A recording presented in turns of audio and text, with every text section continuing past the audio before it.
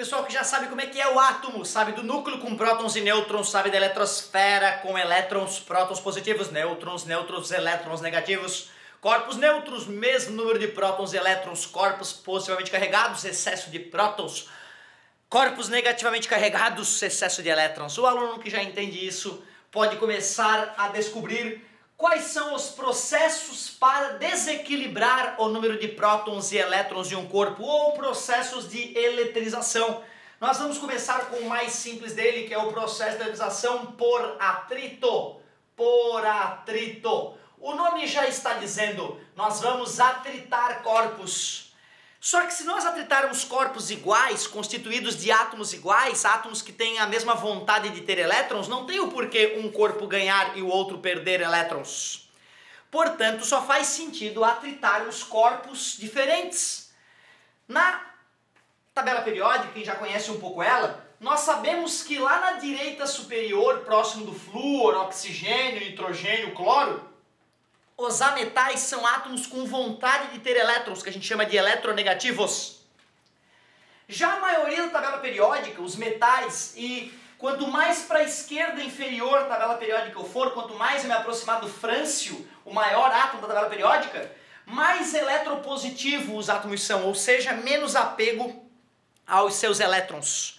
Inclusive é por isso que os metais são bons condutores de eletricidade, porque como eles não tem muito apego aos elétrons de valência, o elétron que está na camada mais externa do átomo, esses elétrons podem migrar de átomo para átomo, o que justifica a condutividade, né? Certo? A capacidade de conduzir eletricidade dos metais. E até o brilho metálico é sinal desses elétrons sassaricantes na superfície dos metais. Então, se nós pegarmos um corpo que na sua constituição tenha átomos com mais vontade de ter elétrons, e outro com átomos com menos vontade de ter elétrons, ou não só átomos, mas moléculas, tem moléculas com mais vontade de ter elétrons, né, e moléculas com menos vontade. Se eu pego esses corpos diferentes que estavam neutros, mesmo número de prótons e elétrons, mesmo número de prótons e elétrons, e esfrego eles, o que seria esfregar esses corpos? É aproximar a eletrosfera dos átomos que compõem um dos corpos da eletrosfera dos átomos que compõem o outro corpo. E assim, átomos com mais vontade de ter elétrons roubariam elétrons dos átomos com menos vontade. E, portanto, depois que esses corpos neutros foram atritados, esfregados, agitados para cima e para baixo, um contra o outro, o que vai acontecer é que esses corpos, que são corpos feitos de materiais diferentes, materiais X e Y, o material com mais vontade de ter elétrons roubará elétrons do átomo feito do material com menos vontade de ter elétrons, que ao perder seus elétrons ficará positivamente carregado. Por isso que na eletrização por atrito, os corpos adquirem cargas com sinais opostos.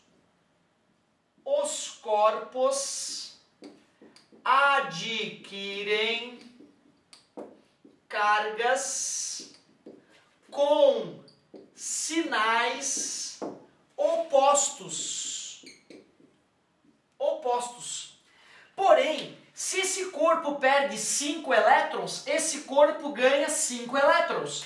Se nós fôssemos calcular a quantidade de carga elétrica, o número de partículas em excesso seria o mesmo, tanto para o corpo feito do material X, quanto para o corpo feito do material Y. Só que um vai ficar com excesso de elétron, que é negativo, e o outro com excesso de próton, que é positivo. Mas o módulo, o número final, desconsiderando o sinal, vai ser o mesmo. Por isso que quando eu pego corpos neutros e esfrego, eles ficam com cargas de sinais opostos e mesmo módulo.